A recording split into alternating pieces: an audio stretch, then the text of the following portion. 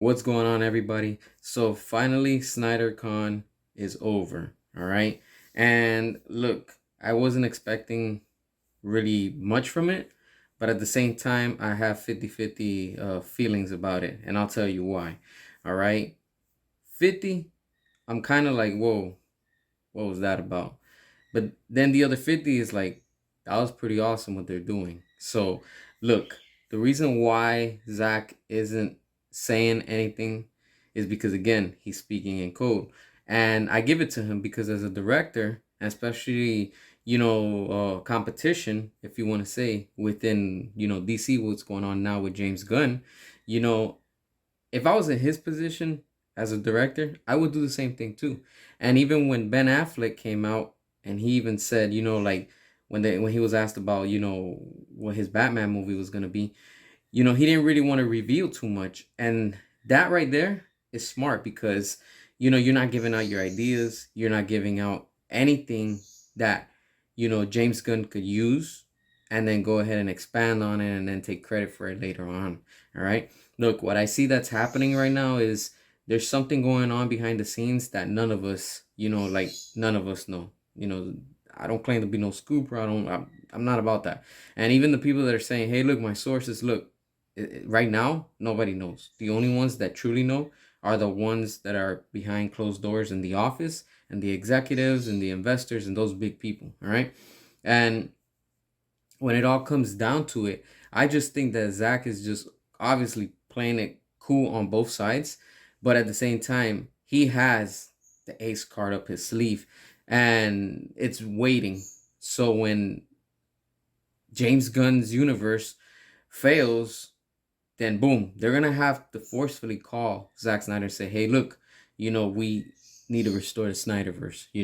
And like I said, we have to keep on fighting. We can't give up. Yes, it's tough. Yes, it's sometimes it's just a little overwhelming, and we just want to say, you know what, forget it. Let's just move on. But that's what they want us to do, to be exhausted and to give up. And this is where we come into play as the fan and as the paying consumer, because clearly all those fans that were there, congrats to everybody that was there.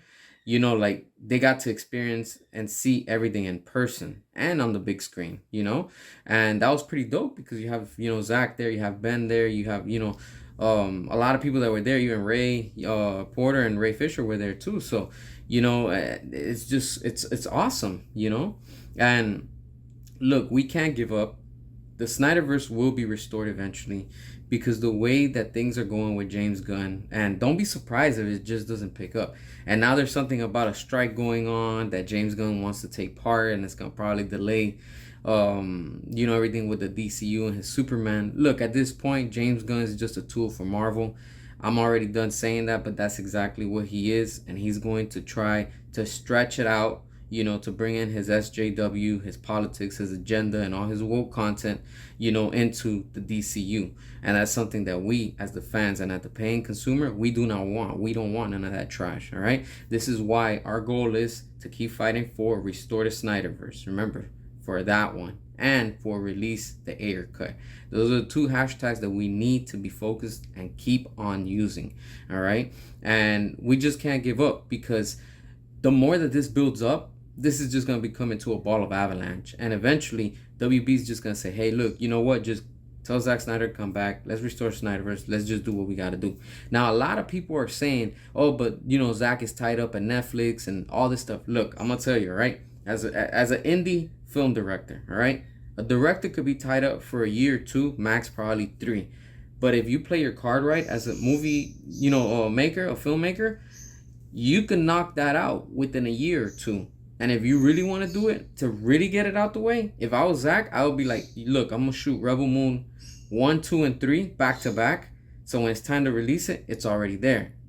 And then his schedule could free up. And yes, I get it. He can work on other projects that Netflix wants and all that. But still, if WB says, "Hey, look, we want to restore the Snyderverse and we want to do what you wanted to do," he has the team. He has everything is there. And like even Debbie said it, it's not about the money. It's just giving the right product to the customer. And that's what we want. We're not just going to, compromise and say, "Hey, look, this is what we want." And even though Zach is saying, "Hey, look, I'm willing to put it any way possible," we're just not going to sit there and say, "Hey, that's all we want." you know. But let's keep on fighting. Don't give up. Restore the Snyderverse. Release the Ayer cut. What are your thoughts? Make sure to hit the subscribe, drop a comment, all that good stuff. And until next time.